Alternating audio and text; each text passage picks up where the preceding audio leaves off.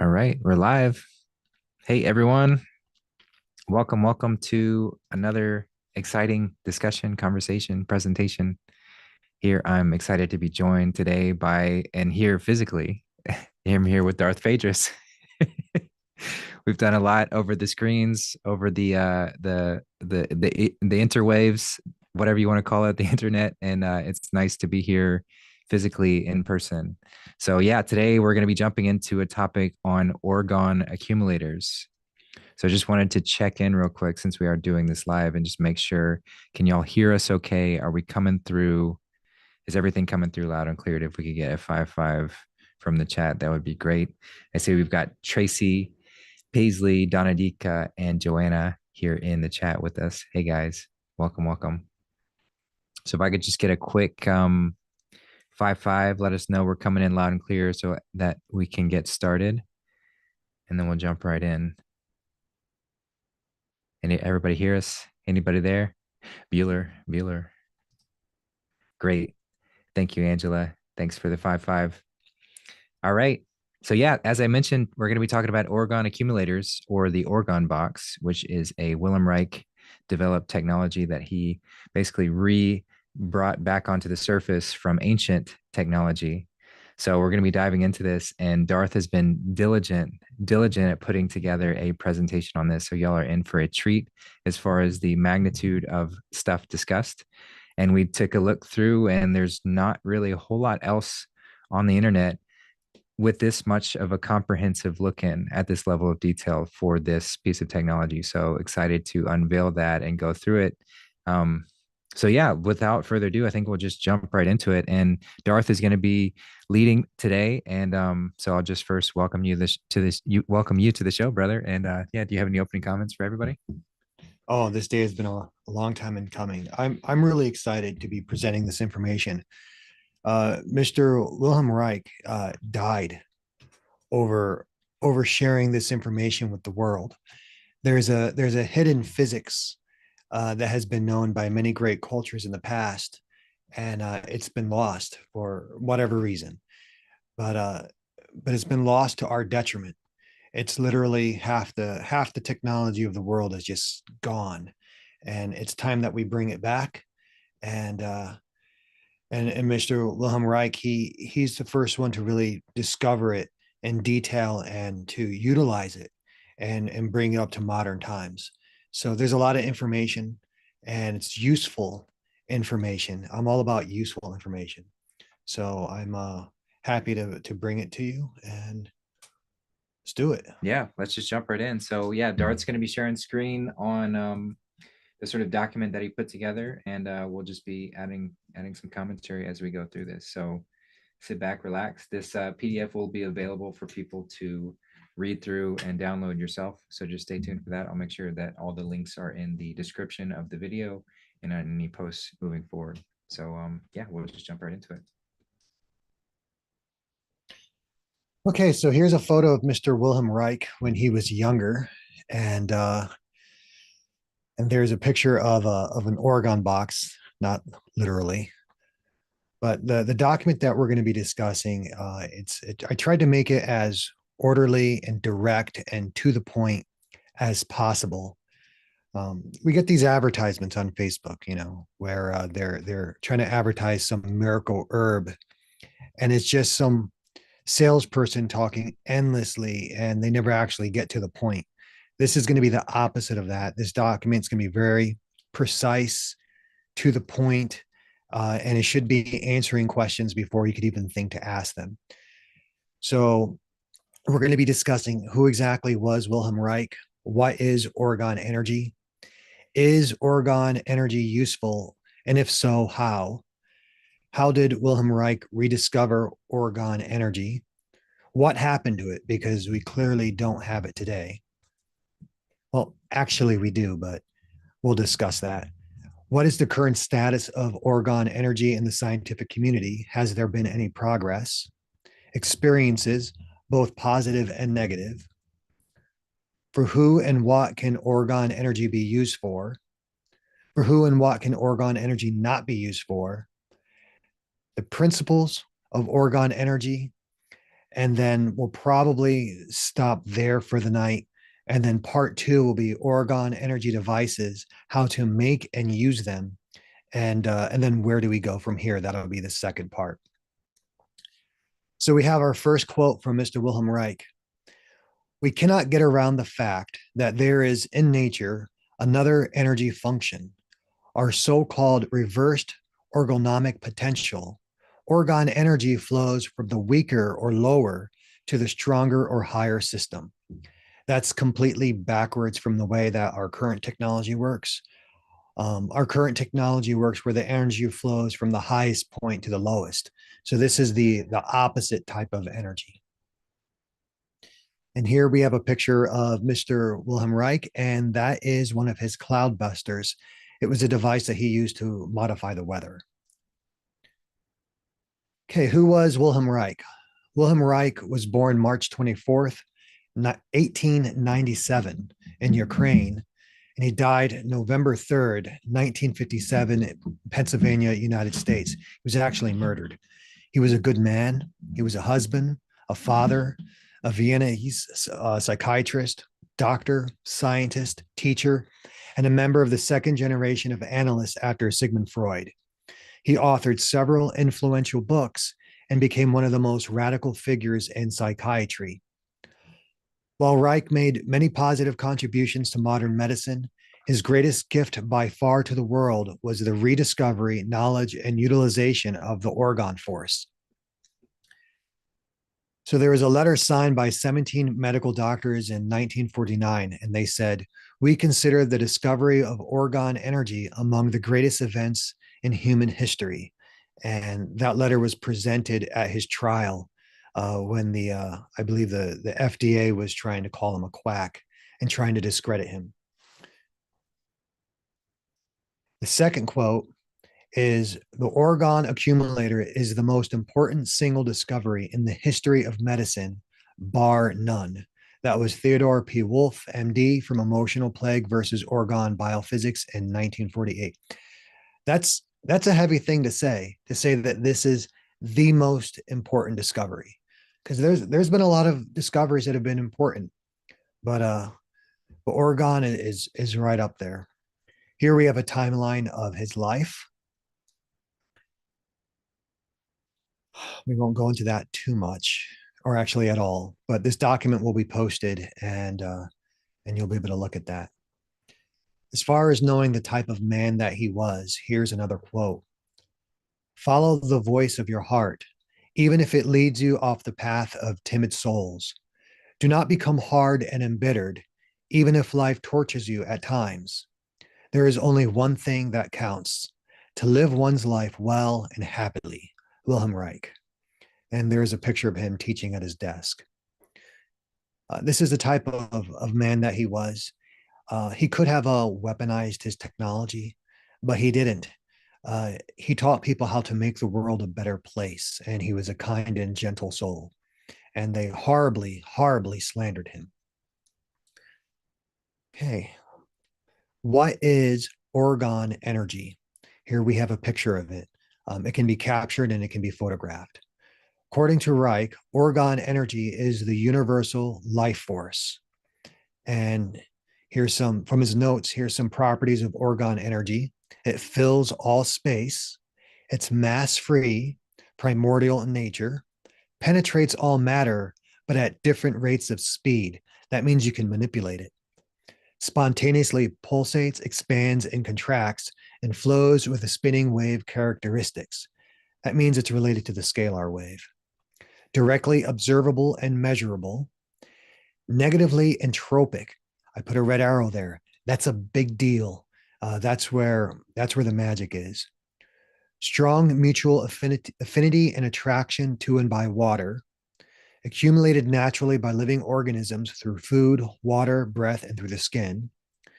Mutual excitation and attraction of separate Orgone energy streams or of separate systems charged with Orgone. Excitability via secondary energies, nuclear electromagnetism, electrical sparking, and friction. So these properties of Orgone energy mean that we can interact with it. It's not just some magical force in some other dimension, and we know it's there, but we can't do anything with it, and we can't test it, and we can't see it, and we can't find it, and it doesn't affect us. No, this Orgone energy is part of the realm that we live in here. It affects us, we affect it, we can do stuff with it. It can do stuff to us, it's useful. Now, it's important to point out that Orgone energy is just the name that he gave it. But it's actually been known by many names throughout history. He didn't invent or create Orgone energy. He invented or created the system of understanding it. It's important to know that. So even if he didn't discover it and invent the system, it's still there. It's still doing stuff, even if we don't know it's there. So on this meme here, it's made by subtleenergy.com, or it's actually www.subtle.energy. This is a really useful meme. So on one side, you have all the cultures and the names that they give to this force. So in Hindu culture, they call it prana or shakti. Traditional Chinese, they're going to call it chi or ki. Japanese will call it ki. European call it life force. The Polynesian call it mana. The Mayan also called it chul. The Sufi call it baraka. The Hindu call it vril.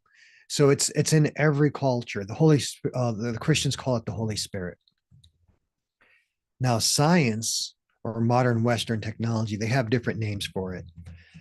Gerald Feinberg calls it tachyon. Barry Carter calls it exotic matter.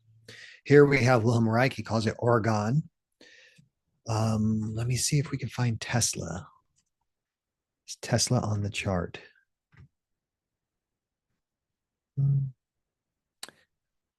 We have a Korsarev. He called it torsion. Vink called it the coronal field. Victor Inyushin called it bioplasma. Tesla, I think he referred to etheric energy. Etheric energy? Which would be the European. Yeah. The ancient Egyptians used this technology as well. You can see here a diagram of a pyramid. The pyramid was attached to the underground waterways, and it caught the Orgone energy and transformed it and intensified it and used it to essentially bless all the life in the vicinity of the pyramid. It would have been extremely powerful, an Orgone device of that size and of that precision. Yeah, and it's interesting because when reviewing sort of ancient structures, infrastructures, so much was centered around the water and the water transportation, the waterways, the canals, and so many cities are built on these canals, and the water was used to transport this type of energy. So you could permeate that through the entire town, the entire society through this way. So it's just brilliant in that sense. Orgone energy has a very close relationship with water, and we're mostly water, so we're heavily influenced by it. Modern Western technology is very familiar with what the Orientals would call the yang force. It's the downward masculine material force that creates. And yang force is easily quantified. 1 electron, 2 electron, 3 electrons, or 1 particle, and so forth. Yang energy is like numbers. It's easily counted. More numbers means more of that force. Orgone energy is not like that. It's the other part of reality. It's closely related to the upward feminine spiritual force. It animates that which was created by the masculine force. Yin are like letters. So let's say that you're using, I don't know, the letter Q for a power source. When does the letter Q run out of whatever it is? It doesn't. It just goes on forever until the letter becomes distorted or corroded or destabilized. But as long as you can maintain the form of that sort of information, it just puts out forever. So yin force, let me see. So it's feminine, flexible, it's passive, it's hidden, it's internal, it's intuitive, it's calm. So this is what the Orgone energy is like. Now, because Orgone energy or yin force, it's more subtle, it's less obvious. Modern Western society has really struggled to acknowledge it, to integrate it, and employ this vital aspect of reality. Orgone energy also is not very compatible with the Western system. The Western system is based on deprivation. Okay, doctors only get paid if you're sick, right? Banks, you only need banks if you're broke.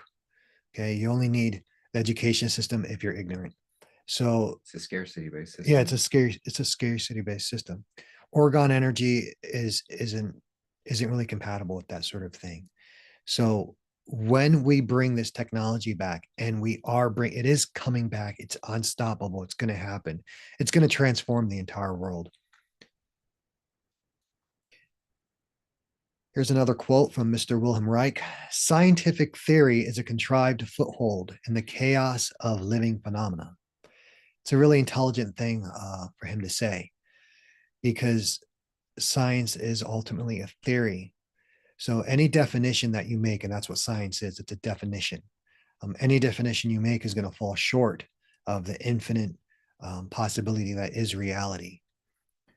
And then here's a picture that I really like. These are the geniuses whose ideas will reset humanity. So over here we have Mr. Wilhelm Reich, but here we have Nikola Tesla, one of my favorites, Victor Schauberger, Royal Reich. He invented some really important medical technology. Ed Leedskalnin, Frank Chester, Bucky Fuller, Walter Russell. Never forget their names. So we'll have to bring information on these gentlemen as well. Are there any questions, or should I? Yeah, no questions yet. But yeah, if you have any questions, feel free to relay in the chat, and we'll do our best to answer. I mean, I wrote this document with the intention that it should answer the questions as you think of them. Hopefully, I didn't do it too well. Okay, is Orgone energy useful? And if so, how? So the physical effects of a strong Orgone charge. Slightly higher air temperature as compared with the surroundings. I don't entire that has not. Okay, so since the time of Mr. Wilhelm Reich, there has been more research and more experiments done. And there's different types of Orgone energy. And apparently, one type cools the air, and another type makes the air warmer. So that isn't an absolute truth. The next one, higher electrostatic potential with a slower electroscopal discharge rate as compared to surroundings. That has really important implications when it comes to generating power. Higher humidity and lower water evaporation rates as compared to the surroundings. Squelching of ionization effects inside gas field ionization Geiger-Muller tubes. That means that you can test for it. Development of ionization effects inside ionizable, I can't even say that word, vacuum tubes, 0.5 micron pressure or lower. Ability to impede and absorb electromagnetism. That's also really important. That means that we can use the Orgone technology to protect ourselves from electromagnetic pollution, which is a major concern in today's society, because modern technology uses the masculine technology, and the masculine technology can become toxic bioenergetically. This is the concern that they have with Wi-Fi and certain types of cell towers and radio towers. So the ability to absorb electromagnetism and convert it into a more friendly form of energy while still permitting the transmission of information. So what Orgone Energy is teaching us is that we don't have to destroy the internet in order to be healthy. We don't have to get rid of information transmission in order to be healthy. There's a way to operate our modern technology without making ourselves energetically sick. What it's all about. I mean, everything's about finding that balance between the two. So we're living in a construct that's dominant in the masculine force, and the feminine force has been bastardized and beaten down and killed off. So in order to so we find ourselves in a state of imbalance in everything that's happening and all the Wi-Fi and electronics. And so this is a way that we can bring balance into that space. Like Darth is saying, not to disregard the fact that not to get rid of technology altogether, but just to bring the balance in the fold so that we can better use it and it's not damaging and harming us along the way. Oh, absolutely. And it's been successfully done in the past. We have all kinds of evidence of the ancient Atlantean or Tartarian empires in which we had an extremely high level of technology, but the technology itself wasn't making us sick. So neither force or aspect of reality is more real or more important than the other. To truly be whole, we have to be in harmony with both forces, both the yin and the yang, the masculine and the feminine. Okay, here is the parts that I think most of us would be really interested in, because the technology will always be manufactured by those that are good at it, and then it proliferates through those systems. Most people are not going to develop their own technology, but here's something that everyone would be concerned, because everyone has to be responsible for their own health. So here are the biological effects of a strong, positive, organic charge. General vagotonic expansive effect on the entire system. That has to do with the nervous system. It benefits the entire nervous system, which includes your brain. Sensations of tingling and warmth at skin surface, increased core and skin temperature, flushing because you're more alive, moderation of blood pressure and pulse rate, increase peristalsis, and deeper respiration. So peristalsis has to do with your digestive ability. Respiration has to do with breathing. If you're into gardening, increased germination, budding, flower, and fruitation of plants. So it's helpful for growing things. Increased rates of tissue growth, repair, and wound healing, as determined through animal studies and human clinical trials. The research on this gets really, really wild. There were some experiments where they were able to multiply the lifespan of animals that were severely poisoned by like 300%.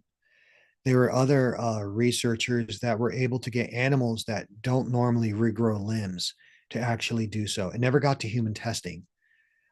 So like certain types of lizards and frogs and like spiders can regrow their legs, right? They say, but people, we can't regrow limbs, right? Or can we, right? Under the proper technology and the proper energetic conditions, could someone regrow a leg or an internal organ? So orgone technology, that really starts getting to like med bed level stuff with the proper technology. Increased field strength, charge, integrity of tissues and immunity, greater energy level, activity, and liveliness. So developing the type of orgone devices that have this sort of effect is not complicated. If you can make a cabinet, you can make the sort of device. So anyone who's handy with tools or building would be able to make these sort of orgone devices. Here we have a couple of pictures that come from the scientific research. So over here, this was two orgone boxes inside of each other. So there was a 10 layered orgone box, and then there was a 3-level orgone box inside the 10 layer, and they planted these seeds. And these are seeds that were just grown out in the open. So you can see that these are dramatically bigger than these. And the plant doesn't even have to be in the box the whole time. You can charge the seeds and then grow the seeds. And because the seeds are now charged, they grow at an amplified rate. Here's another one. They didn't really list too much of the details, but you can see that this one here has grown a great deal more than this one. So for those of us that grow our own food or into farming, this is would be a very profitable technology to invest into. So how did Wilhelm Reich rediscover Orgone energy? So here we have another quote. Once we open up to the flow of energy within our body, we can also open up to the flow of energy in the universe. Wilhelm Reich. Reich received its first clue in the 1920s as a student of Sigmund Freud, which meant he had to be smart. Sigmund Freud was the top of psychoanalytical work at that time, and he only had the very best as his students. Freud's early theories used the metaphysical idea of libido energy. While Freud abandoned the idea, Reich continued to search for physical evidence of this libido force. Eventually, Reich used very sensitive millivoltmeters to confirm the connection between emotions and physical measurable energy, and he successfully mapped and labeled the emotional energy currents. However, the energies involved were so subtle that he didn't see how they could be responsible for such a powerful effect on human behavior. So Reich looked for a way to confirm this new model of human functioning. So if you're into if you're like into Kundalini and the chakras and that sort of thing, each of the chakras have a specific frequency. Each of the emotions have a specific combination of frequencies. And Reich was the guy that charted this out. He was the one that measured how energy moves on the surface of the body. So he observed that pleasure and relaxation correlated to an increasing bioelectric charge, while pain and anxiety came with the loss of this energy. So life flows toward pleasure and joy, but flees from pain and sadness. And he was able to measure this by connecting people up to electrical measuring equipment. And he was able to see how different types of emotions affected what they felt. On a side note, there is an invention that was briefly employed in movie theaters called, it was something like feel-o-vision or something like that. What they had was inside the theater, they would have a couple of radio antennas, and the radio antennas would emit like a binaural beat. It would emit like a combination of frequencies. And when people were subjected to these frequencies, they would feel the emotion of the frequencies. So during the movie, if it was a time in the movie where the person was supposed to be scared, the theater could literally broadcast the emotion of fear, and you would feel it. That's or if you're supposed to be excited or angry, they could broadcast all of those emotions. The entire spectrum of human emotion is really just a combination of frequencies. On another side note, modern politicians have been caught using this technology at their rallies. So if you've got some guy and he's like, vote for me, and he's really nothing special or rational about it, and the people are like weeping, there might be a reason for that. Emotions might be projected onto them. That's a real established technology. It's nothing crazy about it. We have two hemispheres, right? And we're mostly water, and water is affected by microwaves. It's how you boil water in a microwave oven, right? So it would just make sense that we can feel frequencies if we're subjected to it. But it was new to Reich. He had never seen anything like that. It hadn't yet been recorded in the modern Western world. So seeking to confirm this new to him idea, Reich went to the University of Oslo Microbiological Institute to pick up some single cell amoeba for testing. Basically, he was going to subject these single cell organisms to pleasure and pain and see how it affected their energy state. Any questions yet? No. No questions. No questions. So when he went to the university to pick up the amoebas, they told him to go make them himself. Apparently, they're so simple to make, they don't keep them on hand. And they gave him a protocol and said, just follow this protocol and you can grow them out of practically anything. So when Reich made the moss and grass infusions per the standard procedure, he was surprised to find that there weren't any little spores swelling up to become amoeba. So if you go to a high school right now and you look at the life cycle of single cell organisms, basically what they say is that the adults make babies, right? And the babies are like these little egg spore thingies, And when the conditions are right, all of a sudden these little baby egg spore things, you know, wake up and consume their surroundings and turn into adult single cell organisms. That was not what Reich discovered. Instead of the moss and grass, um, the moss and grass itself broke down and disintegrated into small glowing blue green bubbles of something. No one had ever seen this before. These tiny vesicles then over several days would clump together, form a new membrane, and turn into a new amoeba. Reich was fascinated by this process, and it was a blue-green mystery. So try to understand the process. One form of life completely broke down, abandoned its previous form, and transformed into a completely unrelated form of life. That's not the way they say it works. It's like stem cells in creation. It's like the stem cells of creation. Yeah, right. Right. So stem cells can become any. So if you extract, well, normally heart cells make hearts, muscle cells make muscles, right? Stem cells can make anything.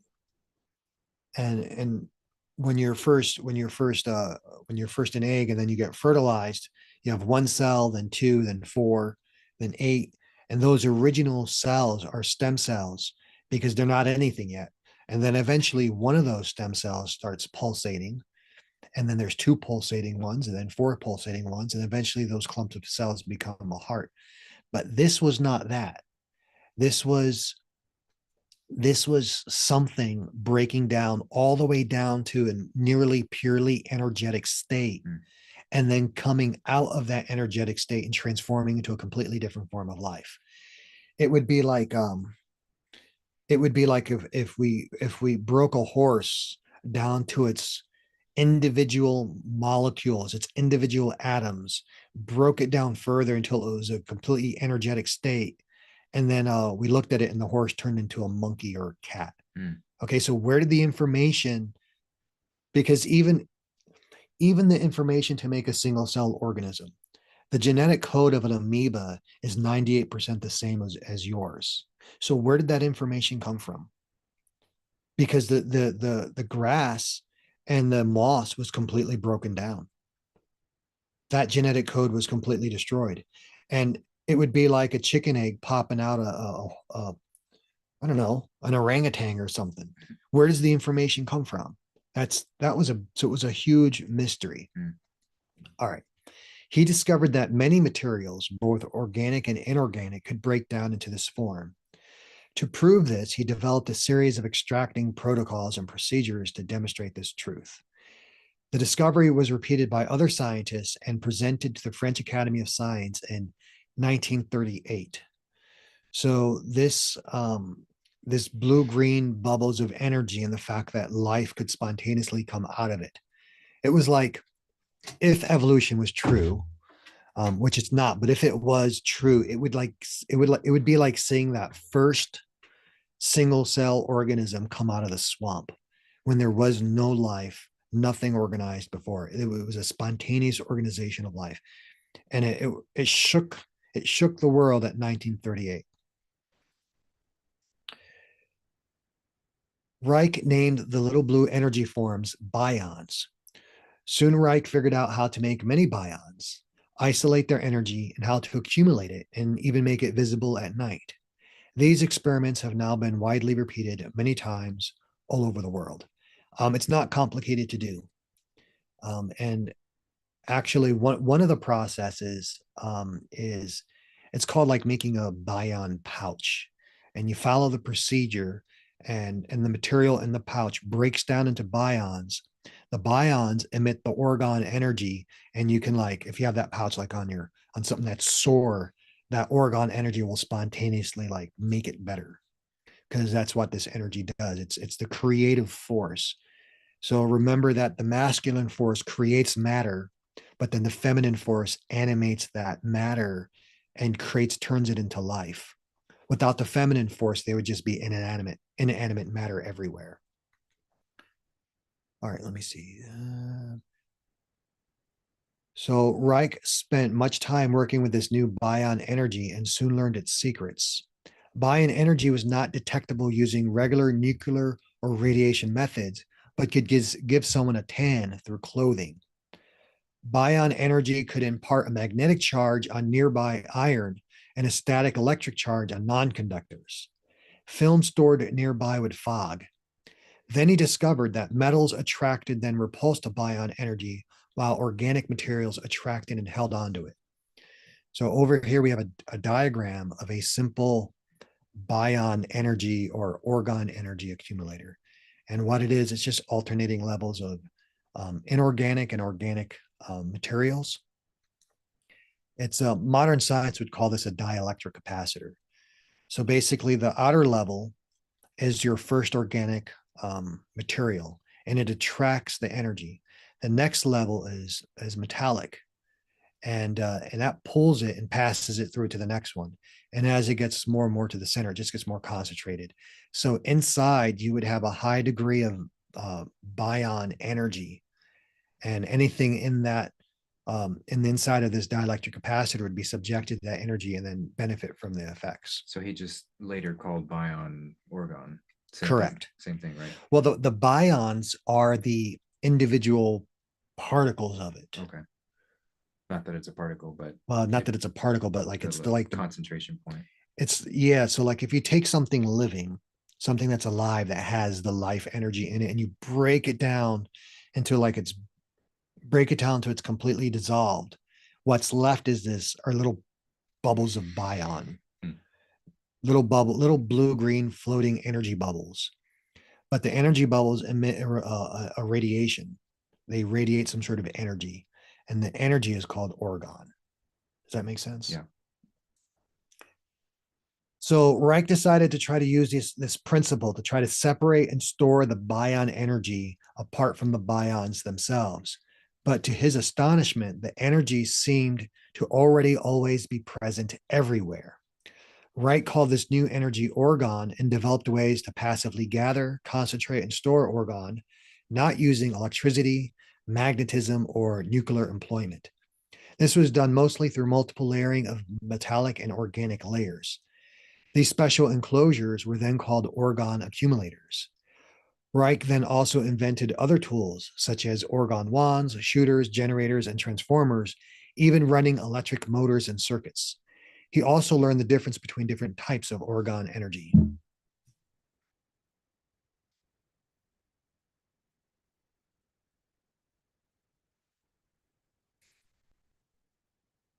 So here we have three of the devices that he made. One was an orgone accumulator that would accumulate this positive life force energy. You could sit in it, reap the benefits. The other one was an orgone blanket. And the last one was an orgone box with an orgone shooter attached to it, where you could direct it like a flashlight.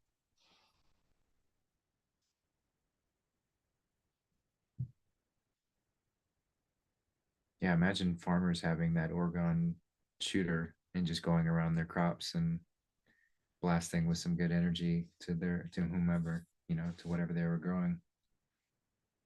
That happened for a while. Mm. It happened for a while until a court. There was a court order, and tons. And what was happening was that because the orgone energy has a memory to it. So when you saturate an area with good, clean, pure orgone energy, the orgone field in that area remembers, it holds on to the energy. So Wilhelm Reich was lending these devices out. He wasn't even charging people for it. He would make these devices and he would just lend them to people, and people would take them and use them and then return them. People were sharing the technology. But when the court order came down, they went and destroyed. It was a massive amount. I remember the amount that they destroyed was measured in tons. Wow. And yeah, I can't even imagine all the blood, sweat, and tears, and the time. Jeez. For what? Just to proliferate suffering, to protect a system. Right. It's despicable. Okay, so what happened to orgone technology? Okay, so in one experiment starting in October 1954, Dr. Reich was successful in bringing rain to the desert around Tucson, Arizona. Even before the rain fell, the newly balanced Orgone had caused the grass to grow a foot tall in the desert. This green spectacle stretched some 40 to 80 miles to the east and north of that city. It took tremendous skill to use the cloudbuster because it drew the dead Orgone into the device and could pose serious health problems to both the operator and the atmosphere itself. So basically, what happens is because of our current modern Western stupidity, we have this we use masculine based technology, and and we use the masculine based technology, the energetic technology, in a way that the energy is toxic, and it builds up and it creates deserts, and then that energy just kind of settles until it's addressed. And so what Dr. Reich had done is he had found a way to pull that negative orgone energy out of the atmosphere and then dump it into the water table below, into the earth, which is where it belongs. there's a there's a natural orgone cycle. So the same way that we have nitrogen cycles, we have oxygen cycles, we have water cycles. Everything nature does is in a cycle, right? So there's an orgone cycle. So negative orgone energy is supposed to be grounded into the earth. And then the positive orgone energy is supposed to be up in the atmosphere. So what had happened is near Tucson, Arizona, there was just a cloud of negative energy, and he went out there and and he dissipated it. He grounded it into the earth, and it created an orgone vacuum, and the good orgone flew into it, and he ended the drought. Um, Verified. This is highly verified. Reich even collaborated with Albert Einstein. On January 13th, 1941, Reich met with Einstein in Princeton for approximately 4 hours. Einstein was sufficiently intrigued by Reich's discussion of a temperature difference phenomenon in the Orgone Accumulator that he agreed to investigate this anomaly.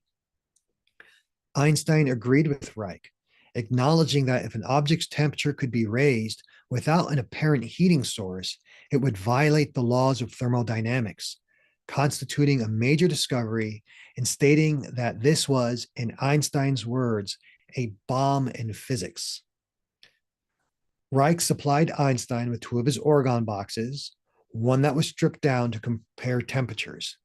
Einstein confirmed Reich's finding, observing a rise in temperature, but suddenly insisted that Reich not use his name in relation to orgone. So this is where the trouble started for Mr. Wilhelm. He met with Albert Einstein, who, by the way, also sabotaged Tesla. Albert Einstein was not a good dude. He caused a lot of trouble and a lot of suffering with his theories, and they're all wrong. So after all the trouble that Einstein caused in the system, this is what Wilhelm Reich said. He said, there are those who are truly alive. Those who are truly alive are kindly and unsuspecting in their human relationships, and consequently endangered under present conditions.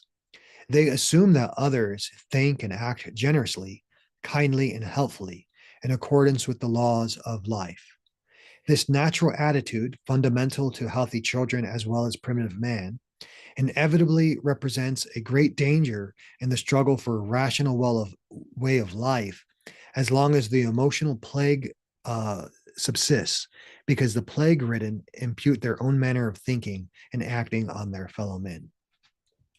So Reich discovered this wonderful technology, and it had so much infinite potential. And he went to share it with the world, but he wasn't suspecting that there were evil people that would turn on him for it. Right. It got bad for him. Yeah, it did. I mean, as bad as you could get, pretty much. And that's the naivety that we can all fall into, thinking that, yeah, just pretending that evil doesn't exist. And so that's what we're going through now, is sort of this coming of age rationalization, so that we maintain this warrior stance, this preparedness, so that every step we move forward, we're not falling into naivety and not allowing evil to gain its foothold ever again. But it is the natural order, just like children, they're unsuspecting, they're automatically trusting. And that's why children can be taken advantage of. So that's where the cultivation of a true divine masculine presence is there to stand up and say, you know, I'm not going to put up with your bullshit. I'm not going to allow this to be taken advantage of, or others to be taken advantage of. So that's what we're integrating into this for this next iteration. I understand why the scientists of that time, why they reacted the way they did. I mean, I don't approve of it, but I understand it because they had built up. This was the boom of Western civilization. All kinds of new inventions were coming out. There was all this promise of what this new technology would bring, and so people like Einstein and others JP had Morgan. J.P. Morgan. Yep. They had built their reputations and their fortunes and their status was all built up on false theories. And here comes this guy out of nowhere, and he blows it up. And he's not trying to blow it up. He's just saying, "Hey, look at this. This happens to be true." But both systems, the system that they were building at that time, wasn't compatible with Orgone Energy. One had to go, and they had the power, and he didn't. Actually, let me rephrase that.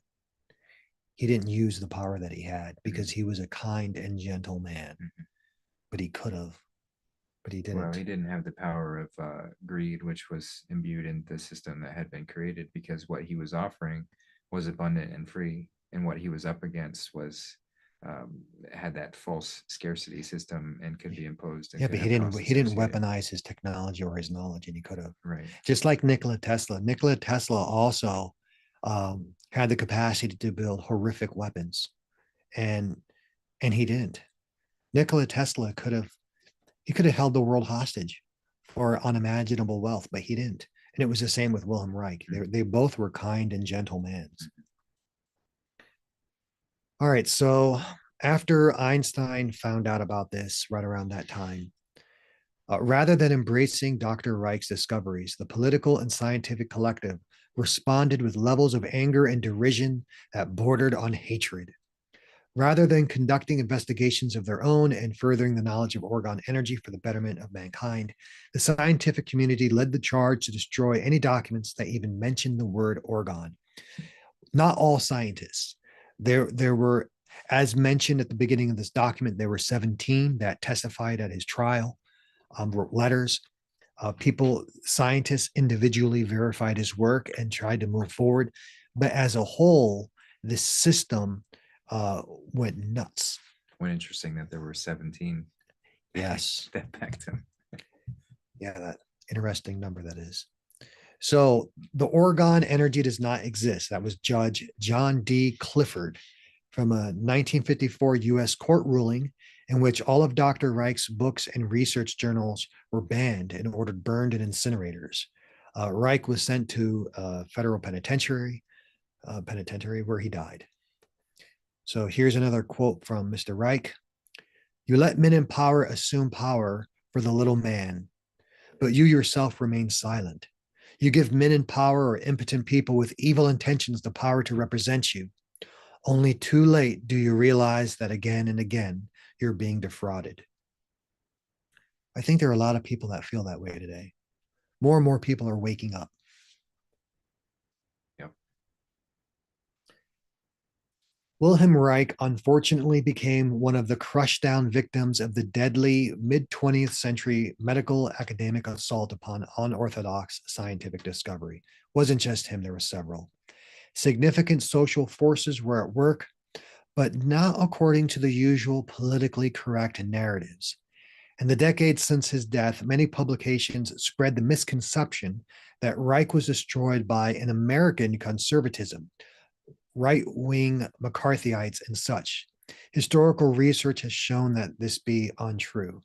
So the history books, interestingly, claim that it was American culture that turned on him because his boxes were called sex boxes and just stupid stuff like that. Convenient excuse. Excuse, correct. That's not actually true. Research and FOIL requests have revealed that Reich was persecuted and attacked by a group that was within Germany, the USSR, and USA. In the USA, this group used a combination of Comintern, that's Communist International, Stalinist agents, pestilent journalists, and MDs, and finally by the US Food and Drug Administration. This happened even though the FDA had no experts or evidence, didn't even claim to have evidence or experts.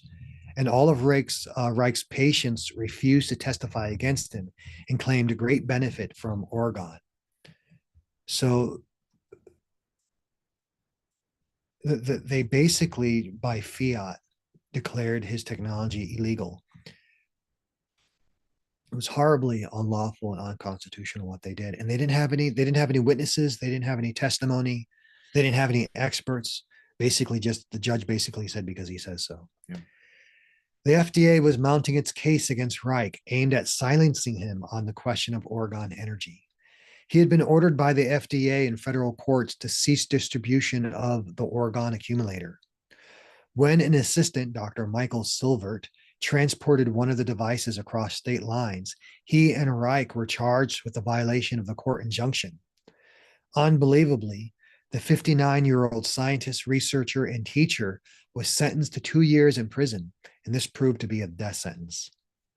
All of his books and papers were by federal decree burned up to 1962 and may have continued on a lesser scale until 1970.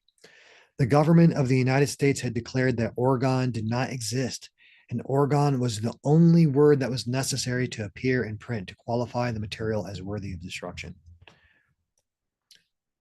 Yep, book burning in America, right?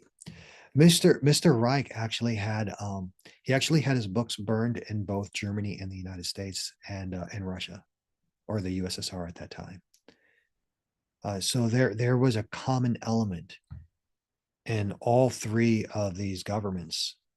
Some common, might you say, cabal of people. Some hidden hand. Some hidden hand. Very, very, very peculiar. So there's a picture up here of him getting arrested. And here's a picture of his jail card. Jail must have been pure hell for Reich, an unwilling martyr who had never crossed paths with the law before and who was already well isolated before his sentence. In an effort to find someone inside who could hear him out, he began speaking with the prison chaplain. He introduced himself saying, "Due to my discovery of the cosmic Orgone energy and its social implications, I am in deep trouble, emotionally and socially." Reich was reaching out to the only officials in the prison who dealt with emotional life to unburden himself of an unbearable weight. Now, this is interesting here. Mrs. Reich's lawyer wrote to the warden at Lewisburg in an effort to report that on her last visit, Reich mentioned that he had asked for aspirin and had been given 2 pink pills instead. I wondered whether you would permit us to access the prison hospital and dispensary record concerning the incident. In the margins of the letter and the records, the warden penciled in no, the system defending itself. Reich died only 2 weeks from his parole date. The official cause of death was a heart attack, but the autopsy showed so much formaldehyde in Reich's system that it interfered with testing for other compounds. Since his death, tremendous energy has been expended by the system to erase his memory and work from history. This is really despicable. It's funny how everyone who's murdered heart stops, right? I mean, it's clearly it was formaldehyde. So much formaldehyde, they couldn't even test for anything else. But they say, oh, it's a heart attack. Well, of course he had a heart attack. He was poisoned, right? Wilhelm Reich is a direct threat to the system, and his murder was a wrathful message to any who wish to explore Orgone energy. Don't. So here we have a picture of the doctor and one of his patients in an Orgone box. So you can see that the interior of the box is metallic. So the metal is grabbing the energy from the organic layer behind it and pushing into it. And here he has a smaller box and he is using the funnel to treat this woman.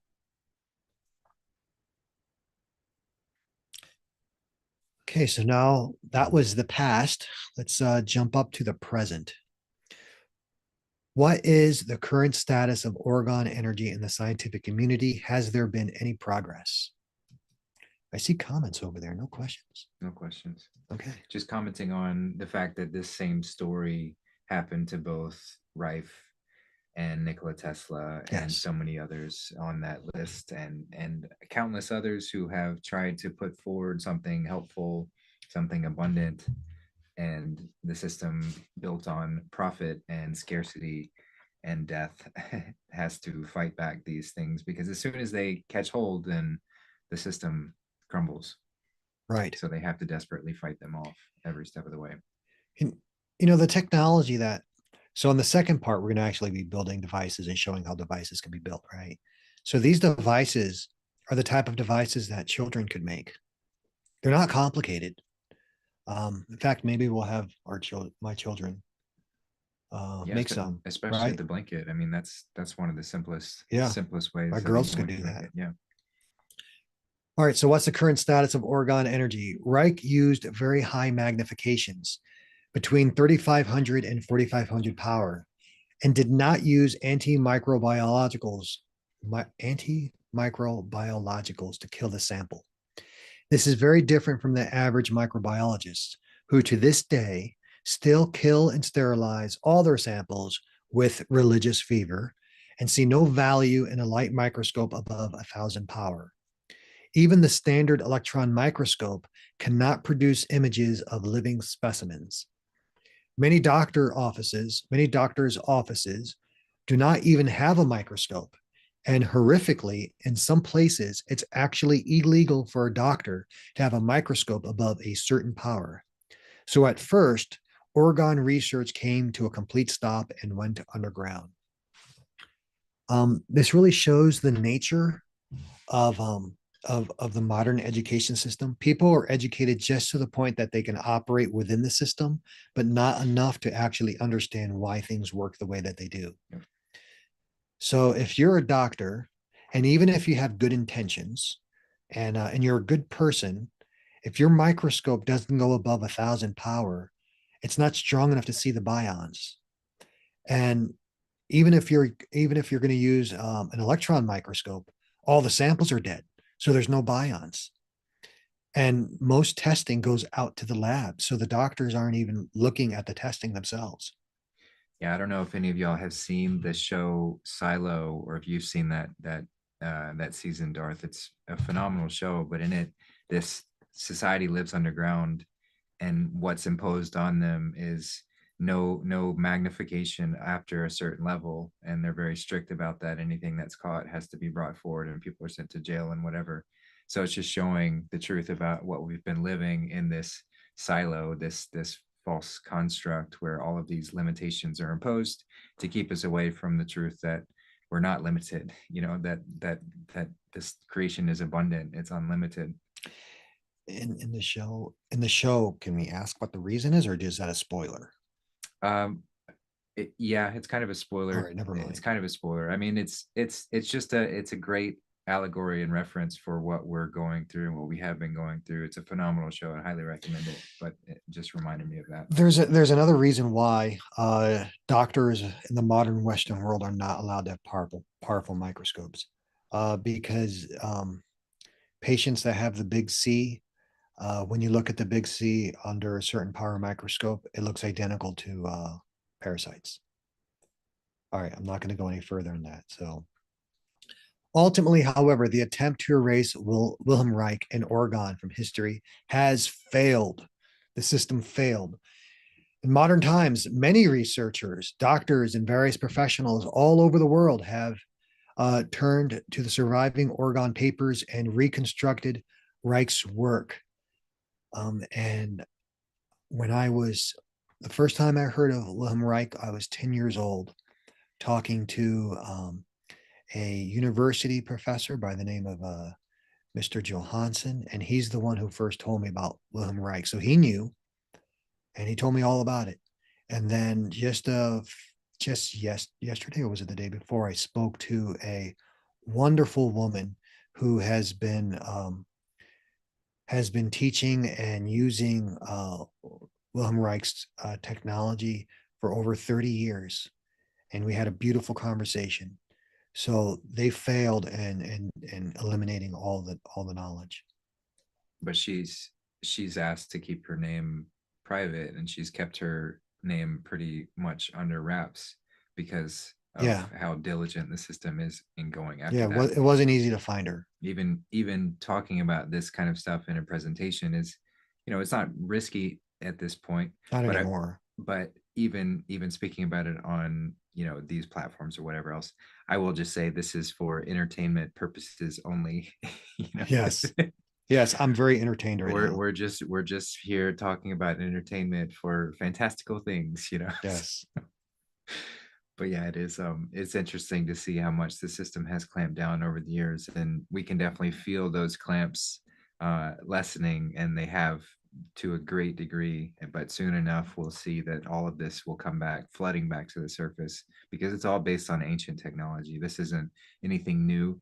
Reich was just rediscovering what we once used on a regular basis, and once what we once had a great understanding of consistently. So we'll get back to that for sure. All right, moving on. For example, at the beginning of 1980 in west of Berlin, most of the research, by the way, has been in Europe in modern times. So America, we're falling behind. We got to get our act together. So a group of interested doctors and medical students began a private initiative to critically examine and experimentally evaluate the central experiments of Reich. After 3 years of research on 17 patients, the results of this work were presented at numerous lectures in German and Scandinavian universities out in the open. It was revealed that Reich had discovered and explained several phenomena that are still unknown today, and which can be demonstrated and documented by most modern methods. So here, this picture, we have one of their facilities, and you can see two different orgone beds. While Reich did many controlled experiments, there are no records of him using double-blind operations. I think at that time, they hadn't really been done yet. No one really did double-blind back at that time. However, in modern times, one double-blind controlled experiment in orgone technology that is widely known was done by Stefan Mucinich with the assistance of Rainer Gerber. Their research was submitted to the University of Marburg for their psych degrees and later published in some European medical magazine in 1987. There was a follow-up experiment involving 62 test subjects that was carried out at the University of Vienna in 1991 and 1992 by Gunter Hebenstradt. Then there was another double-blind study that was funded by a corporation, the Fehrblock Development 4 Corporation. That was carried out in 1985 by a professor by the University of Munich, Germany. Then there's a bunch of scientific papers I will put out on Telegram. A preliminary study on the Reich Orgone Accumulator effects on human physiology. An American actor, Orson Bain, wrote a book about the orgone and how that helped him. Then there's another abstract, Experimental Confirmation of the Reich Orgone Accumulator Thermal Anomaly by James DeMeo. James DeMeo is a really good one if you want to learn about it. He's got a lot of papers. So real progress is finally starting to be made, but much more needs to be done. Okay, now we come to the experiences. So these are out of Mr. Reich's own records. So I once corresponded with a farmer who had a cow with a large gash in its side that had gotten badly infected and festered, refusing to heal. That would be useful out here because we live in cow country. Yeah. Yep. The veterinarians had tried all sorts of different treatments, but nothing seemed to help, and the poor beast was on the decline. Having tried everything else, the farmer made a 4-ply orgone blanket, secured it to the festering side of the cow with heavy duct tape. He left the blanket taped to the cow, not expecting to see any cure, and anticipating a sorry death for the animal. So this was last resort.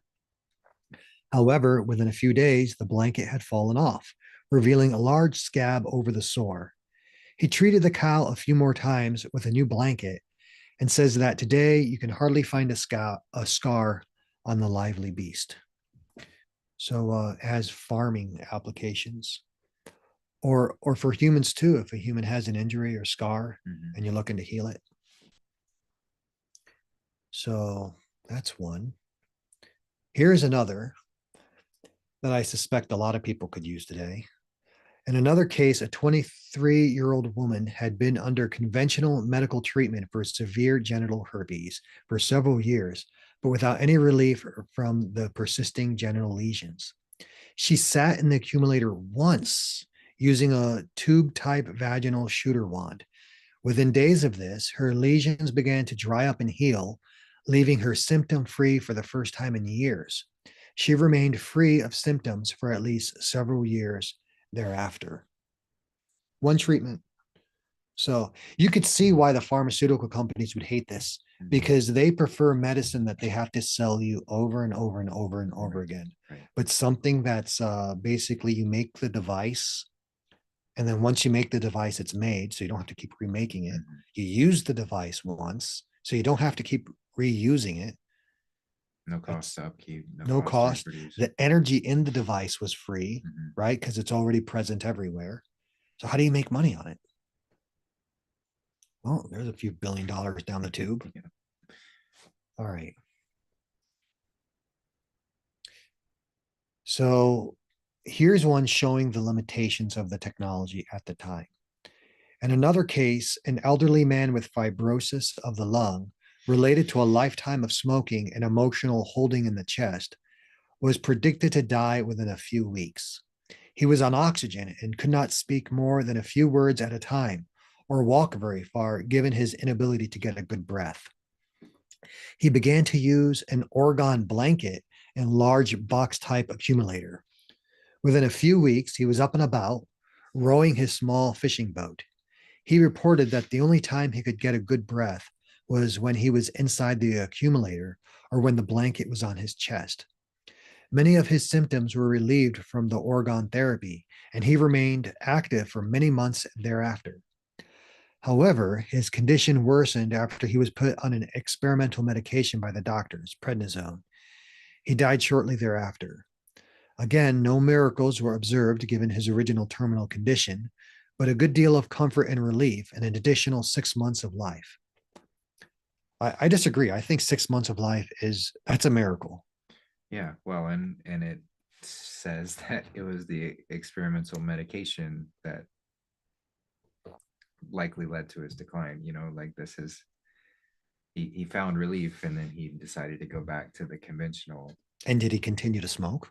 Right. It's like with a lot of these things, which we'll talk more about, but when you're using them, you do have to kind of shift your lifestyle away from whatever got you into that mess in the first place.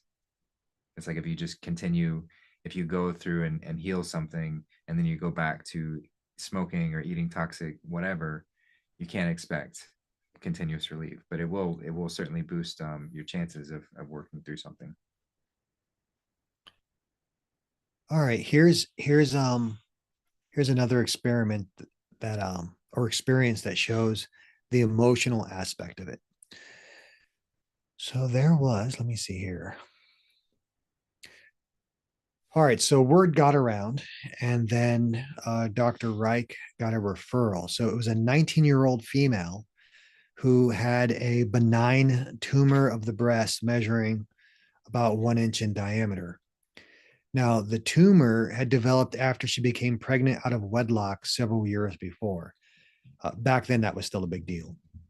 Her parents had badly mistreated her for this and called her all sorts of names. The pregnancy was terminated, but the emotional abuse she had gone through led to a powerful bioenergetic contraction and the development of the tumor. So here, Mr. Reich is making the connection between emotional damage and then physical consequences. She understandably did not tell her parents about the tumor and had avoided doctors, being afraid of losing her breast. She had been treating the tumor with a vegetarian diet for several years, and it hadn't grown, but it hadn't gotten any smaller either, probably because she hadn't addressed the emotional issues. After we discussed the matter, she began the Orgone Accumulator treatment by sitting inside for around 45 minutes a day with a large shooter funnel over the breast. After 3 treatments, the tumor began to break apart and disintegrate into smaller pieces. She became anxious at this point, however, and was openly agitated and upset about the accumulator, refusing to sit in it anymore. Upset feelings relating to the treatment she had received during her past pregnancy began to surface. So I won't read anymore because there's a lot of experiences, and I don't want to go too long. But the point here is that the Orgone energy is emotional energy, and it's intelligent, right? So if you have some sort of emotional contraction inside your body, and that emotional contraction is causing you damage, and then you're subjected to Orgone energy, the Orgone energy is going to try to open up that contraction. It's going to release the emotions. And if you're not willing to address the emotions, then you're gonna be shooting yourself in the foot. And like the girl, she didn't want any more treatment because she couldn't face the emotions. So Mr. Reich always said that the Orgone treatment had to go along with emotional treatment as well. Well, it's like I mean, it's very similar to when people go in deeper levels of fasting and cleansing. It often brings up emotional things that they Mhm. have to address, and oftentimes people are unwilling to do that part because it can be quite uncomfortable. So this is that same sort of thing. If it's moving you through blockages, it's helping to increase the flow and remove that stagnation. But if you're unwilling to look at where that emotional blockage might be, or let go of whatever you need to, then it can create a problem where someone might not be willing to, as this woman showed, like she wasn't even willing to get in the box any longer because it was just too uncomfortable. All right. The next experience has to do with someone who got bit by a brown recluse fiddleback spider, and the accumulator did not directly. The Orgone technology did not help him. It did help him with the scar, but it didn't help him with the toxin. And and he ended up with a secondary blood infection that had to be treated with antibiotics, and he ended up on crutches for a few weeks. So those experiences are from Mr. Reich's um, notes. Here's an experience, a modern day one from 2019. So this gentleman, he heard about it and he wanted to find out for himself. So he built an Orgone accumulator according to the plans that was left by Reich. And he says that inside the accumulator, there was a rise in temperature that caused him to break out in a sweat. His heart rate did go up, and he did feel the tingling in all the extremities, a ringing and itchiness in his ears. And everywhere that he had old scars and had broken bones, those began to itch. That was inexplicable. His sleep improved, deeper and generally of a better quality. He had more vivid dreams.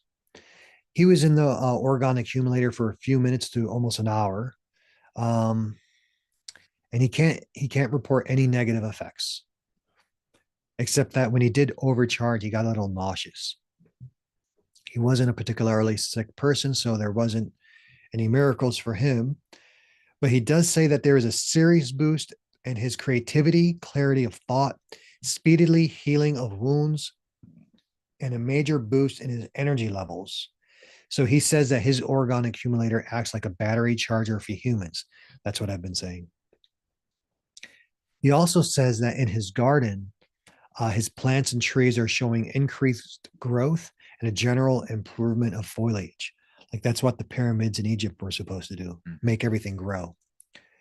He says it's important to switch off all your electronics, Wi-Fi routers, telephone, wireless telephones, all that stuff, because The Orgone Accumulator will suck in all the energy of the surrounding environment and amplify it. Yeah, we'll talk more about that, but I see in the chat people talking about creating blankets and things in their home. So there definitely are some considerations when making this technology, depending on where you live and the amount of Wi-Fi and electronics and things that you use in your home or around these pieces of technology. So because it concentrates the energy of everything in the surrounding area. So these devices and things, whether intentional or not, although it seems to be intentional that they were created with malicious frequencies that they emit. So that energy is dirty. And when that energy gets sucked in and concentrated in this form, then you're experiencing a concentrated form of that negative effect from these electronics. So it definitely is something that has to be considered as far as like where you're planning on using it. And we'll get a lot more into detail of the considerations on how to use this and what to do and what not to do, probably in the next presentation. I don't know how much we're going to get into on this one, but or maybe we will. But I just wanted to mention that since I've seen some of those comments in the chat. Right. Just because you live in a city and you're surrounded by Wi-Fi and microwave ovens and radio stations, it doesn't mean that you can't use Orgone technology. It just means that you have to use it properly and that you have to manage the situation. So it's like any other technology. Orgone charged plant growth experiments have been repeatedly undertaken by since Reich's times. I personally have done this. I've built little seed things and growed them on the windowsill. With some of the best controlled experimental results observed by organic gardeners such as Espanca, 1981 to 1986, who obtained significant increase in garden yields. Seed sprouting experiments undertaken in the Orgone Accumulator have typically shown from 30 to 40% increase in growth over the control groups. And a mouse wound healing experiment by Baker in 1984 to 1985 showed from a 1% to 12% increase in healing rates. So here we see a picture of the plants that grew, and there's a marked difference when a plant has a good Orgone energy than when it doesn't. Could you imagine if you're a farmer and you're getting a 30 to 40% increase of growth in your farm? That's massive. Yeah. That's almost half. With no cost except for just building the device. But once you have it, it's completely repeatable, Right. continuously forever. Okay, so here's an experience. Another farmer I met was diagnosed with a fast spreading form of the big C in his liver. The doctor told him to get his affairs in order, that he would be dead in 6 months. The farmer made an accumulator out of 2 steel drums. I've got steel drums. By removing both the tops and bottoms of the oil drums, sandblasting the insides down to bare metal, and wrapping the 2 cylinders together top to bottom. He then wrapped layers of steel wool and fiberglass around and around the steel tube he had constructed. So that's alternating layers of metal and organic material, right? With this tube accumulator laying on its side, he would go inside it and take a nap from time to time.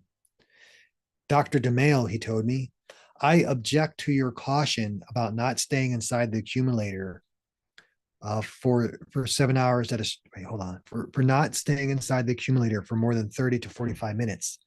I've stayed inside my accumulator for 7 hours at a stretch without problems when I fell asleep inside it. Well, I didn't know what to make of this fellow, as when I met him, he was very weak and slow moving. He seemed so low in energy that, in his case, the danger of overcharge did not exist. Still, he lived for about a year beyond the terminal diagnosis of his doctor. About a year after my meeting with the man, I got a letter from him saying that he wanted to attend one of my workshops. When I finally met him again, I was absolutely amazed at his condition. He was about 40 pounds heavier, his face was ruddy and tanned, and he was literally bursting with energy. Sometimes, however, he would appear quite red in the face, as if he would explode, and once he started talking, you couldn't get him to shut up. He had gone from a situation of undercharge to overcharge. I pointed out this danger to him, and he did reduce his accumulator treatments. Anyhow, the story doesn't end there. It seems that he went back to his doctor, who saw his changed condition and could not find a trace of the big C in his liver. The doctor got real mad at him and accused him of going to some big city hospital for a wonder drug. He told his doctor about the accumulator, but the doctor didn't believe him. Since this was in a small town in the Midwest, the fact that the farmer had survived the death sentence of the town's most reputable doctor and had even thrived in spite of that death sentence was the cause of considerable interest and discussion. Presently, I've been told there's a shortage of steel oil drums, fiberglass, and steel wool in that town, as the man's friends and neighbors are very busy building their own accumulators. Once again, I find it interesting that the doctor couldn't accept it. Yeah. What sort of mental state do you have to be in? Like, I'm angry you're not dead. I'm angry you're not suffering. Like, how does that work exactly? You have to be like some sort of opposite inside out person. Yeah. Yeah. All right, so I won't read this, but I will sum it up. So this is from the initial 17 patients that were in Germany. 17 again. 17 again, yes. Now, they were all very severely ill. They were all elderly, and they all had been given the original terminal prognosis of only 1 to 3 months. So this was a desperate last chance Hail Mary for them. They had completely used up all other medical alternatives, and all of them were on like really strong pain meds like morphine and other sorts of medicines like that. So all of them received a significant positive extension of lifespan. 50% of them lived for more than a year. One of them, the two that died the quickest, one lived 7 months and the other one survived 6 months. So that's still more than double the 1 to 3. So the doctors in Germany, they said, from these and other experiences with both conventional and non-conventional methods of big C treatment, the benefits of orgone accumulator therapy to severely ill patients, including the so-called terminal patients, are significant. Now, there was one problem, and they decided that this is what actually killed their patients. So they were suffering from something called intoxication. So they would receive the orgone therapy treatment, and it would kill the big C in their bodies, but it would kill the big C in their bodies all at once. Mm. And so what happened is that the big C would break down in their bodies, and Toxic overload. they would have a toxic overload. And once again, these doctors, they go, as I feared, with the process of disintegration also developed an auto-intoxication of the body by tumor tissue. I called several internists in order to discuss the possibility of extracorporeal dialysis to filter the blood plasma of the debris. After numerous discussions and demonstrations of videotapes of the constitution of the cell fragments, the possibility was excluded because the fragments having a size of 112 micrometers was equally distributed. Even persons who claimed to have already treated the big C patients with Orgone Energy couldn't give any solution. I was especially struck by the fact that those people who didn't even know the problem often reacted in an annoyed manner to my inquiry for help on the matter. So these group of German doctors are having significant progress with orgone therapy, and they're having like almost miraculous results, but then they're having this problem. The patients are dying because of toxicity in the blood from the breakdown of the toxins, right? And they're trying to get help, and people are getting annoyed at them. Mm. You know, it's once again, it's because of money, right? So then these doctors, they give a list of things that they were able to successfully treat with orgone therapy. So neurological issues, chronic pain, gallbladder issues, respiratory dysfunction, rotary vertigo, schizophrenia, people who are hallucinating, chronic depression, anxiety, neurosis. So these doctors in the report that I got, they treated 41 patients in 2.5 years. And even with the 17 patients, a complete disappearance of the main symptoms was achieved. With 8 patients, the present condition of pain could be reduced. And with the remaining 16 patients, they didn't have any other problems that needed to be reported. So doctors today, at least in Europe, are making massive progress using orgone therapy. I wasn't able to find any major medical facilities using orgone therapy in the United States or in South America. Right now, it seems to be mostly confined to Europe and a little bit in India, but nothing in America yet. I think we need to change that. Yeah, we are. Okay, so for who and what can orgone energy be used for? So orgone therapy is for a few and always under the care of a licensed physician, but orgone energy is for everyone. So I like the beginning of the Declaration of Independence here. It says, we hold these truths to be self-evident, that all men are created equal, that they are endowed by their creatable with certain unalienable rights, that among these are life, liberty, and the pursuit of happiness. So if we have the right to life, that would include orgone energy because that's the life force, right? So what are the list of uses? Well, the first one would be animal care, right? Because that cow got sick. So orgone energy is said to promote animal wellness in every area. Animals will also congregate and become more lively where there is orgone energy. This is very well documented.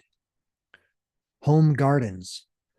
Orgone energy is said to promote healthy plant growth and vitality and is complementary to organic farming practices. This is very well documented. Here we have a picture of a man, and you can see in his hands, you can see the difference between asparagus that is grown without orgone energy and asparagus that is asparagus, right? Mhm. Yeah, asparagus that gets orgone energy. Here he has some sort of leak, and it's huge. The carrot size doubled. And here we have a picture of orgone energy. Crops. Orgone energy is said to increase fruiting and yields of plants. This is very well documented. Now, it's important to understand orgone energy is not a substitute for established farming practices, but rather it's a complementary tool to enhance plant growth and vitality.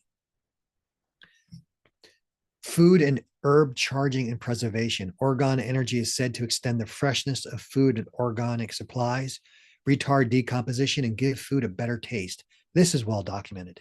And here we have some pictures of orgone energy boxes, and you can put the food inside of it, drink, or you can use the wand to charge plants. Okay, number 5, mental performance, gaming, studying, and test taking. Orgone energy is said to balance, optimize brain function, and boost concentration, precision, and the production of endorphins, especially when combined with red agate crystals. This is well documented. Sports performance. Orgone energy is said to produce performance and stamina by increasing physical strength and reducing pain, exhaustion, and recovery times, as well as accelerate wound healing, including sexual, up to 12%. Perfect for bodybuilding, and it's undetectable. So that's well documented. Number 7, work, combat, martial arts, and sexual performance. See the number 5 and 6. Here's something people would be interested in: extending life and appearing younger. Now, this has actually been proven in the lab. Rats that were severely poisoned lived 3 times longer and appeared healthier despite the poisons. It said that orgone energy restores youth by removing emotional blockages and promoting detox, though too much orgone too quickly can overwhelm the process and self-poison. This is well documented. The rats still died. Okay, so you can't have orgone energy and then think you can drink battery acid. You can't be having good positive orgone energy and then drinking all sorts of crap and overeating and not taking care of yourself. You'll still suffer the effects, maybe not so much, but the rats died. They just live 3 times longer, right? Powering and detoxing water in the body. Orgone Energy is said to purify and charge water in the environment. Start slow. Better sleep. Fights insomnia, improves sleep quality. That's well documented. Stress relief. That's well documented. Chakra balancing. Orgone Energy is said to balance chakras and revitalize energy centers. I am very interested in that. Spiritual growth and manifestation. Orgone Energy is said to promote spiritual growth and spiritual powers. That's something else I'm interested in. Protection. Orgone Energy is said to protect against psychic and spiritual attacks, spells, negative energies, and general bad luck, if you believe in that sort of thing. Because if your energy is aligned with the universal force, it makes sense that that would be an effect. Meditation. Orgone Energy is said to help access deeper meditative states. That's well documented. I'm interested in that. Environmental cleansing, said to help heal environments that need energetic cleansing. Improved creativity. Orgone Energy is said to inspire intellectual skills, motivation, and creativity. Positive energy produces powerful energy that enhances positive energy, love, peace, and harmony. Neutralizes EMF radiation. That's something that is very, very relevant.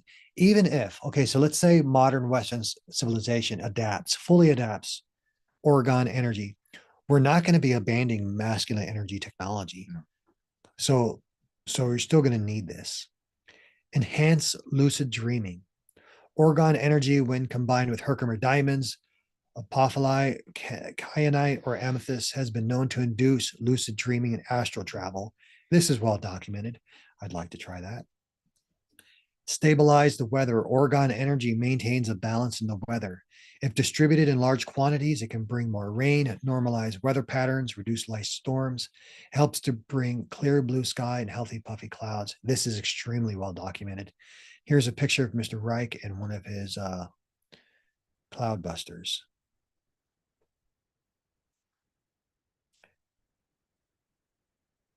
No questions yet? Someone asked, anyone heard about the iron oxide for accumulators? Yes. Okay. So Orgone accumulators are dielectric capacitors. So that means that they build up a film on the inner panel. So one of the things that has to be done is every time you use an Orgone accumulator, you have to wipe off the interior of it with water. Otherwise, it builds up like a crust. And then the crust inhibits the flow of Orgone force into it. Interesting. Is that what he's asking? I think so. He says he's trying to build one right now. Yeah.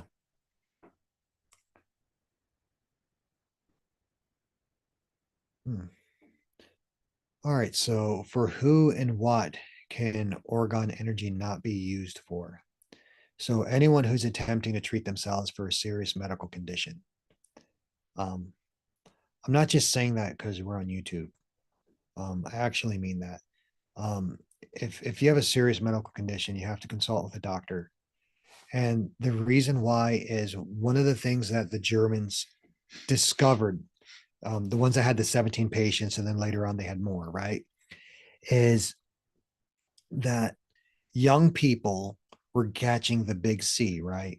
And then because of their mistrust of pharmaceutical companies and the industry, they were building their own Orgone accumulators. And then they were falling subject to the auto intoxication or the toxification process that would happen. And so at first, all their symptoms would go away and they would feel great. And then they would go get tested because they feel great. And the tests would show that they were getting super intoxified. They just couldn't tell because they were loaded with Orgone energy. And then by the time that they got to the doctors, it was too late to treat. So this doctor says that I cannot close my mind to the terrible impression that the rate of the spreading of the big C was increased by the accumulator treatment. So, or even Wilhelm Reich said this in all of his notes. He said that Orgone therapy is not a cure for the big C. He was very clear on that. So it may be useful. Maybe one day it might be part of a solution, Right. but at this time, it is not a solution. Combined with other practices. Combined with other practices, yes. Yeah. So as he says, today I am seeing 14 cases where people called me up on the telephone after, without any prior consultation, they had bought or built an Orgone accumulator on their own in order to cure their disease. These cases reveal a complete misunderstanding of the facts revealed by Reich. In most of the talks, they describe a temporary, remarkable improvement of the subjective condition after they begun to expose themselves to the Orgone accumulator radiation. But for many of these people at this time, it was already too late to achieve a far-reaching or even complete remission of their disease, which might otherwise have been likely at the time of the diagnosis. So he's like begging people to get proper medical treatment and not to treat themselves, because if they wait too late, then it's too late. Okay, so there's some other people also that should not be using Orgone energy. So there's an initial increase in heartbeat that occurs when using an Orgone accumulating device. It goes down, but if you have heart problems, you might not survive to that point, right? So people with the following heart ailments should not use an Orgone accumulator, or only under very close supervision. If you have decompensated heart disease, high blood pressure, arterial sclerosis, or heavy obesity. Let me see here. Malignant forms of hypertension, if you have a brain or spinal tumor, stroke, especially if recently, acute or chronic leukemia, internal hemorrhaging, bronchial asthma, acute internal, skin inflammations. The research says you shouldn't use it if you have brain tumors, because the brain is encapsulated by bone, and if it breaks apart, it causes too much pressure inside. All other forms of hypertension, acute skin diseases, usually associated with allergies, autoimmune disorders, acute conjunctivitis, liver tumors, metastases. Caution is advised with ALS, MS, Parkinson's. They're also saying don't use around fluorescent lights, microwaves, strong electromagnetic fields within 25 feet of smart meters, not with electric blankets, or within 3 feet of electric heaters. Old style CRT computers or TVs, or within 50 miles of a nuclear power plant or nuclear labs. Funny, then the lady says, nor should you be around these sources of energetic pollution.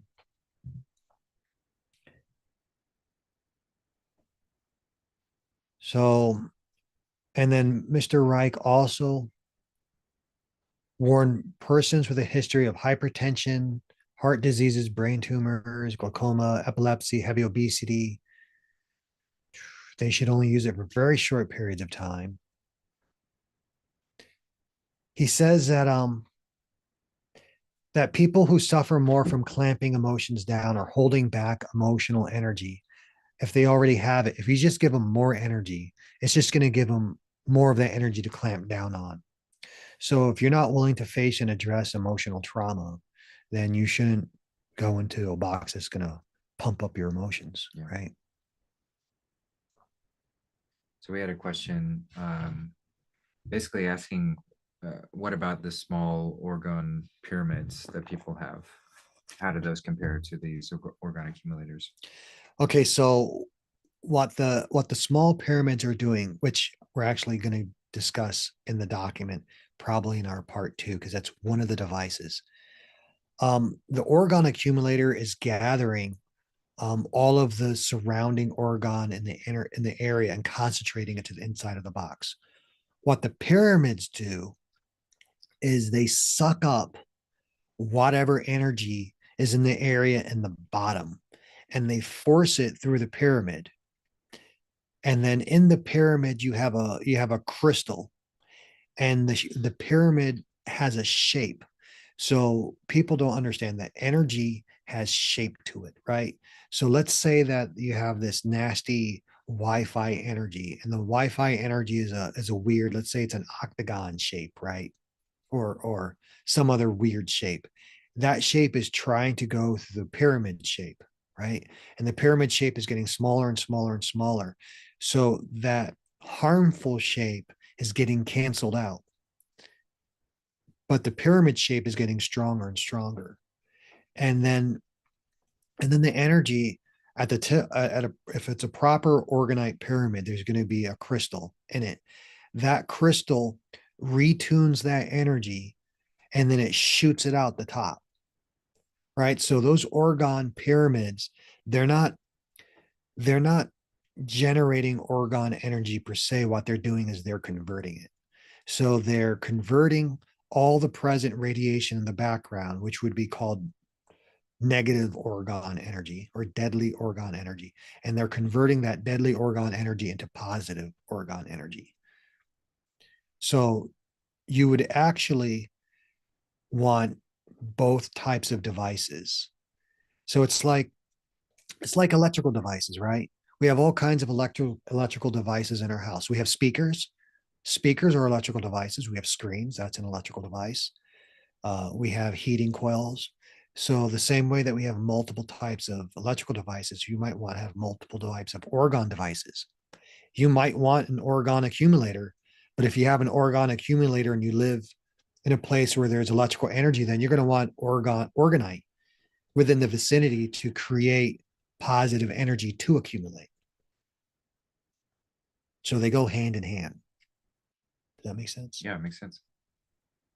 Thanks, Suzanne. That's a great question. Yeah, and like you said, we'll get more into detail on that in the next presentation. We're gonna have a part 2. So now we're at the part where we're going to discuss the principles of orgone energy. So the same energy that flows in the sexual embrace is present in all nature, living and non-living, and it governs the most significant and widespread of natural functions. Orgone energy is present in organization of all scales, from the microscopic to the macroscopic. Orgone energy is not a form of electricity, magnetism, or radiation, or any other force, but it's fundamental to all. While orgone energy is life energy, life is just one manifestation of it. Now, it's important to bring out that our knowledge of orgone energy is only partial, and it's only fragmentary in major respects. And no doubt, in some way, it's erroneous. Okay.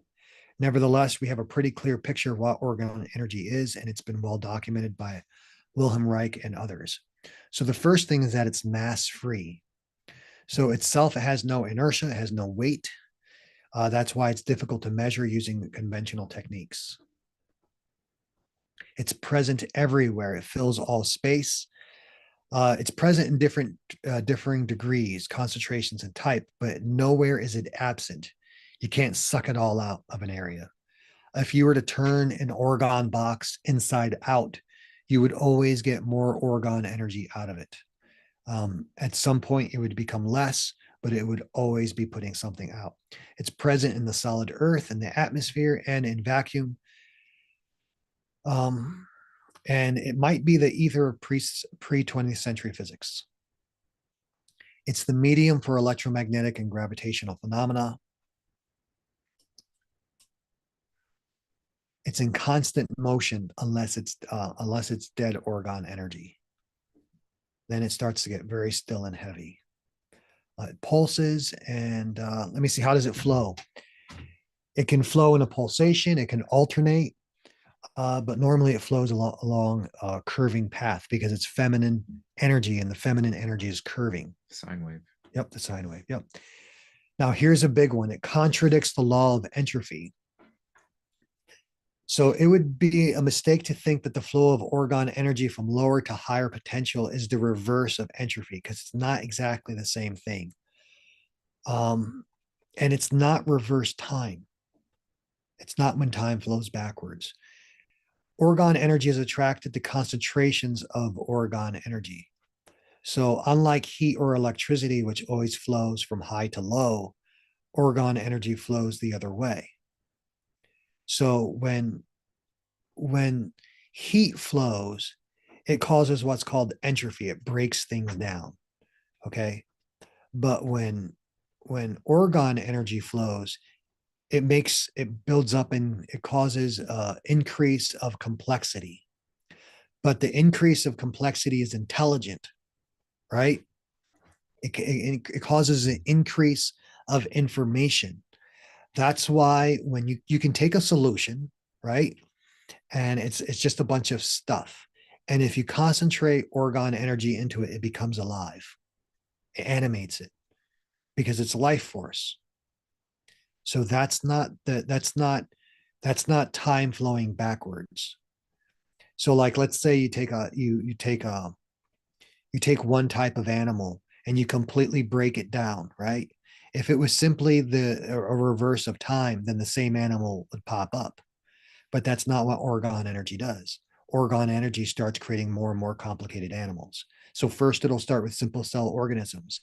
Then it'll build multi-cell organisms. And then if enough energy pops up, you'll have a fully formed man sitting up and saying, "What the fuck? Like, where did I just come from?" Right? Because the Orgone energy built up. This principle is actually really reassuring. What that means is, let's say some nut blew up a million hydrogen bombs all over the world and wiped out every bit of life on this world. Let's say he wiped out every bacteria, every animal, every plant, every amoeba, every human. He wiped out everything. Okay, turn the world into dust and glass, right? The background Orgone energy would gradually build up. And eventually it would build up to the point where all of a sudden humans would appear. And they might not know where they appeared from, but they would be there because the Orgone energy would make them. It's how I made it. It's where we came from in the past. So it's literally the finger of God.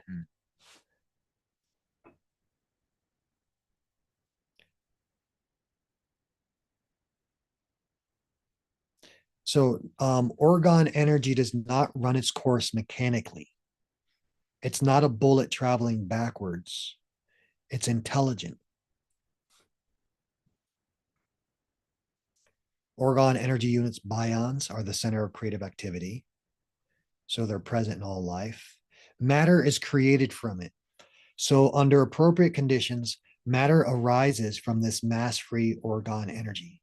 These conditions are not rare or unusual, and Reich believed that new matter is continuously being created on the earth plane. So this is like what I said when I first met you about how the descending masculine force meets the ascending feminine force. And when they meet each other, they short out and they manifest new matter. And then the matter is carried down by the descending masculine force and it builds up on the earth plane to the point where we can walk on it. And then the ascending feminine force animates all of that matter. And all of a sudden you have trees and grass and birds and beautiful women and horses. And then we build cars and stuff like that. Yeah, that's sacred sex, which is Correct. the foundation of all creation. All right. So it's responsible for life, responsible for the characteristics between living and non-living. Separate streams of Orgone energy may be attracted to each other and superimpose. So Orgone energy, while itself a non-material, spiritual, and mental energy, can be affected by material energy and matter. This means that Orgone energy can be manipulated and controlled by a material Orgone device, by a man. So ether penetrates substance and substance influences ether. So it would be different if Orgone energy didn't interact with material things and we couldn't do anything with it. And then there'd be no point to any of this. But we can affect it, which means we can do stuff with it, which is what makes this exciting. Okay, Orgone energy is attracted and held by organic substances, especially water. Local Orgone energy is strongest on dry and clear days when the area is not watery. Orgone is attracted, but then immediately re-radiated by metallic inorganic substances. Orgone energy is intelligent. It remembers what it has passed through and tries to deposit this information on what it passes through next, like a crystal. Earth has an Orgone energy field that flows west to east a little ahead. Then the sun circles above and around the earth plane, except when a storm is approaching and the flow reverses its direction. Local orgone levels begin getting stronger at midnight and peak around 2 p.m. until lowest just before midnight. So if you do make yourself an orgone accumulator, it will be strongest around 2 p.m. Important. There are 3 types or states of orgone energy. Positive, good, and calm orgone energy, which enlivens, heals, and empowers. Good orgone energy makes one feel happy, alert, sexy, relaxed, and lifted up on the feet. It is easy to think, breathe, and see clearly. The sky would be clear and bright with regular cycles of rain and sunshine. Clouds are bright and puffy and build vertically without falling over. Distant mountains seem almost purple. The plants and animals are alive and happy. The sun warms but does not burn. Has a scalar rating of about 60 plus or minus 1.5%. Orgone cycles normal. So that's how you feel when you're in a good orgone field.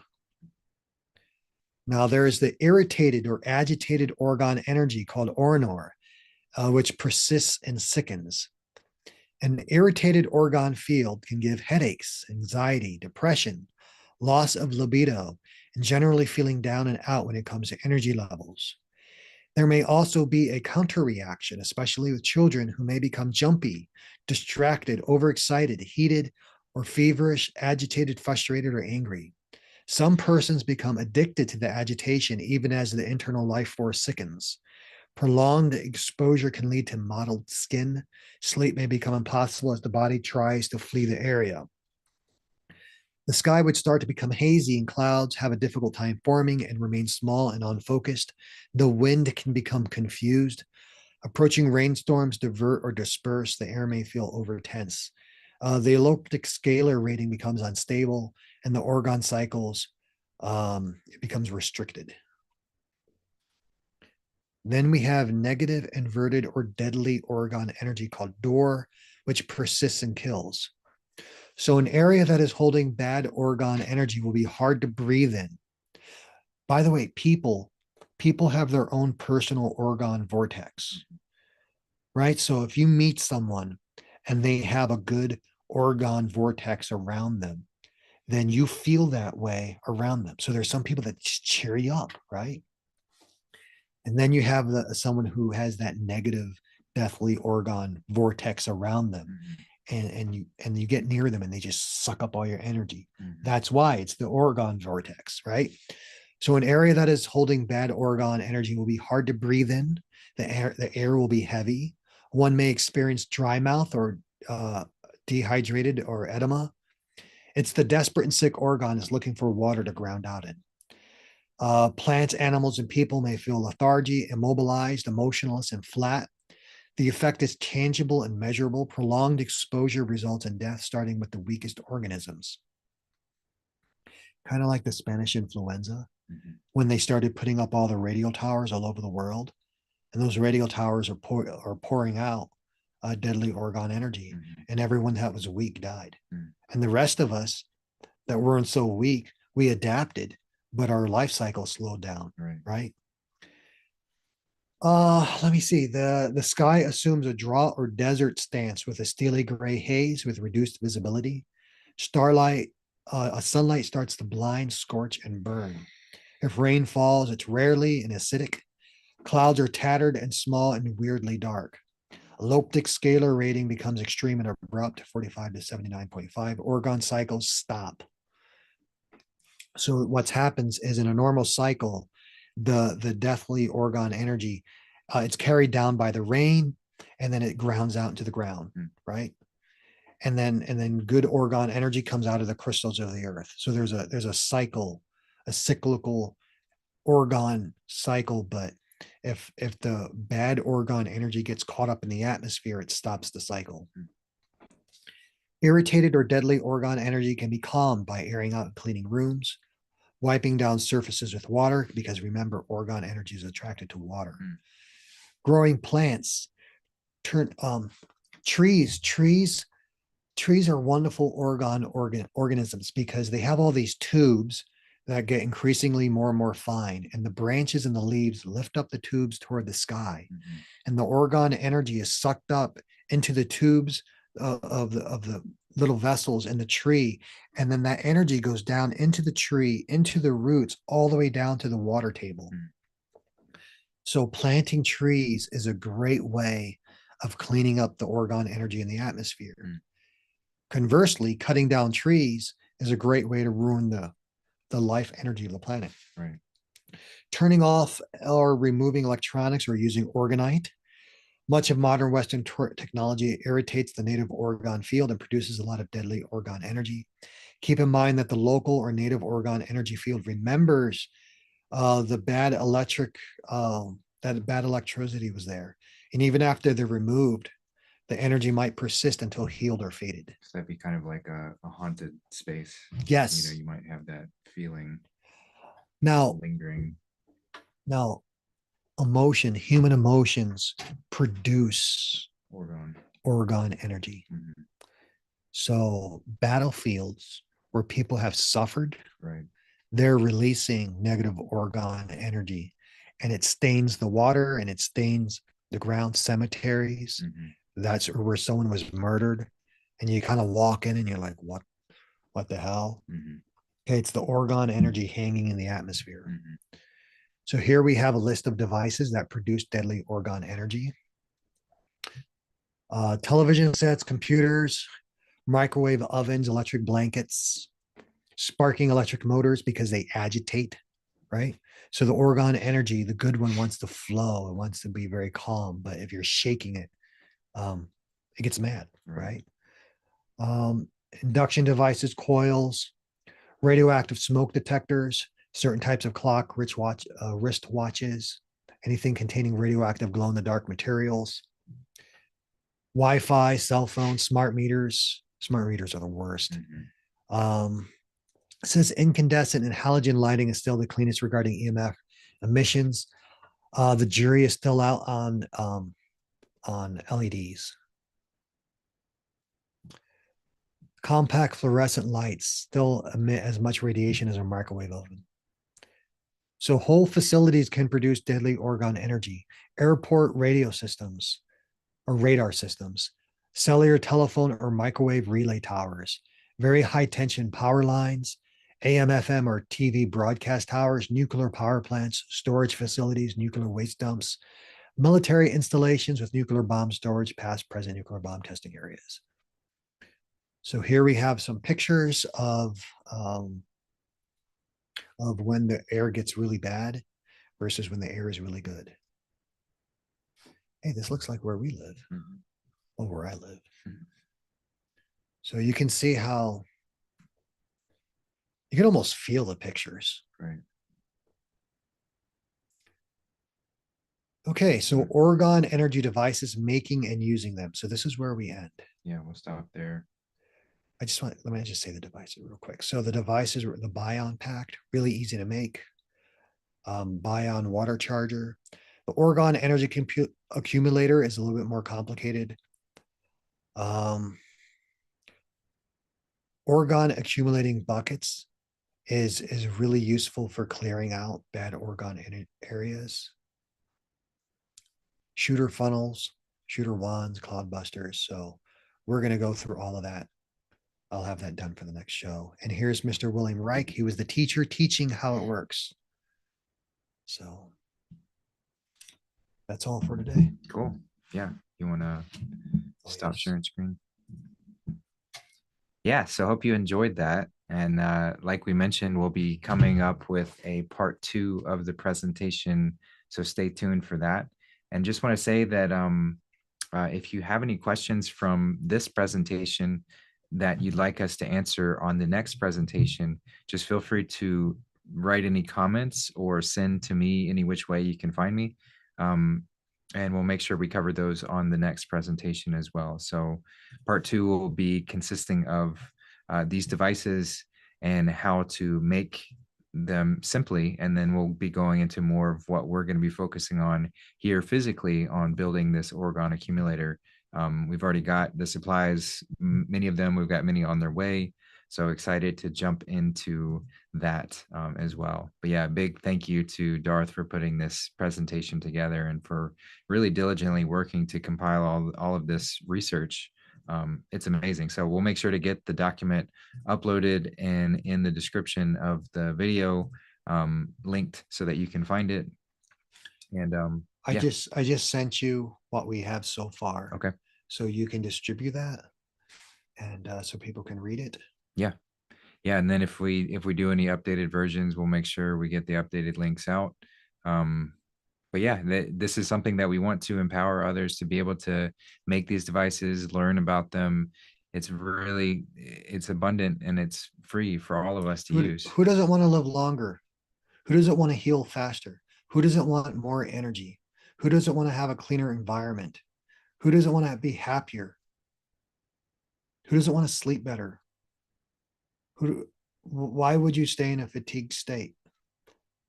Like, why the world would be better for our children with this technology more spread. Yeah, exactly. It's kind of a no-brainer, and it's not even expensive. No, it's really not. So yeah, we're gonna, as we go through and build this Orgone accumulator here, we'll be documenting the process of how to do that and the sort of trials and things that we go through to figure out the best ways to do that. So stay tuned for all of that as well. But again, if you have any questions on what was covered in this presentation that you'd like us to cover in the part 2, just make sure to comment or relay those any which way that you can. But I really appreciate everyone for coming out tonight.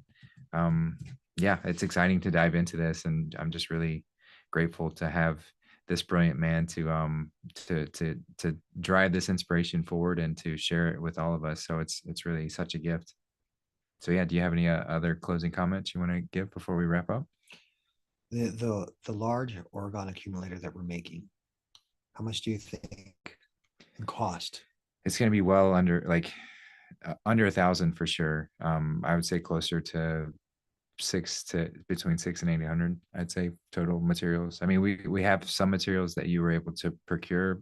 It just depends on how you can source the All materials. right. So let's say we go nuts and it costs like $1,500, right? Yeah, that would be A CAT scan machine costs $300,000. Like the current pharmaceutical industry, everything is so expensive. And then they only get paid if you're sick. And then there's all these side effects. And we just need to learn to take care of ourselves. Yep. Yep. Yep. So yeah, it's exciting to dive into this. It's exciting that our world is shifting to where this technology can come back to the surface again without people being exed and canceled and all of that. So we're gonna bravely venture out and poke our heads out and see what happens. But I am quite confident that we're in a space that we can do this, and we can start sharing this information with the world. So the more that we can start this trend and start creating these things ahead of time, as we know everything is shifting, but the more that we can do it ahead of time, the faster and easier that we're going to be able to acclimate and help other people heal as we move through this challenging iteration. We can only give what we have.